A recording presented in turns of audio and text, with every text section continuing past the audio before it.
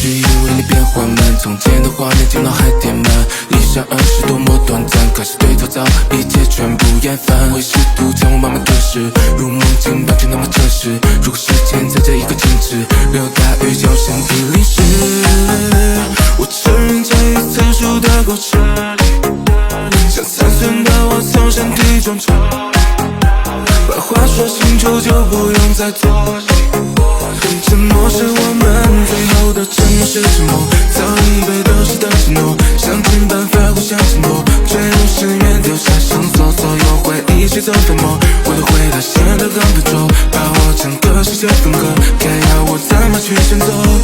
回忆从前的每一分钟，抵抗着思念每一分钟，前期看着光线的风，被戒烟卷的每一分钟，在等不到冬天的一分钟，将彻底过在这一分钟，对看着梦的每一分钟，对过去埋怨的每一分钟。